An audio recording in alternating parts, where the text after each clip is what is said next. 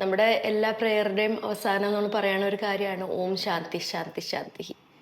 അതെന്തിനാണ് ഈ 3 പ്രാവശ്യം പറയണേ? ആദ്യം നമ്മുടെ ഉള്ളിൽ ശാന്തി ഉണ്ടാവട്ടെ, പിന്നെ നമ്മുടെ ചുറ്റും ഉള്ളവർക്ക് ശാന്തി ഉണ്ടാവട്ടെ, പിന്നെ നമ്മുടെ ലോകത്തിന് തന്നെ ശാന്തി ഉണ്ടാവട്ടെ എന്ന് പറഞ്ഞിട്ടാണ്. ഇന്നലെ രാത്രി ഓപ്പറേഷൻ സിന്ദൂർ നടന്നു. ഇന്ന് വൈകുന്നേരം 4 മണിക്ക് എന്തോ എയർ സ്ട്രൈക്ക് ഡ്രില്ലുണ്ട് എന്ന് പറയുന്നുണ്ട്.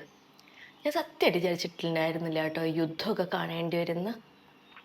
I was in fact little happy that മറ്റേ ഫസ്റ്റ് വേൾഡ് വാറോ സെക്കൻഡ് വേൾഡ് വാറോ 1971 വാറോ ഒന്നും ഞാൻ കണ്ടില്ല. ഭഗവാനെ ഇങ്ങനെയല്ല ഞാൻ ജയിച്ച് തീർക്കട്ടെ എന്നുള്ളൊരു ആഗ്രഹത്തിലായിരുന്നു.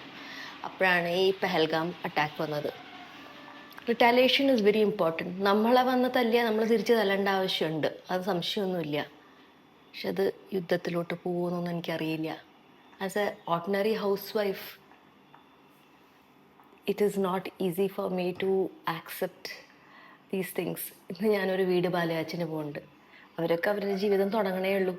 അങ്ങനത്തെ ആൾക്കാരുടെ ജീവിതം. പിന്നെ എൻ്റെ മോള് വന്നിട്ട് കോളേജിൽ പഠിക്കണതേ ഉള്ളൂ. Life would be so much better if there was peace around.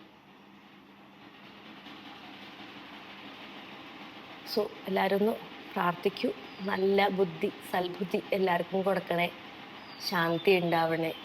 നമ്മുടെ ലൈഫ് നോർമലായിട്ട് ലിവ് ചെയ്ത് തീർക്കാൻ പറ്റണേന്ന് എല്ലാവരും പ്രാർത്ഥിക്കൂ കേട്ടോ. ഓം ശാന്തി ശാന്തി ശാന്തി.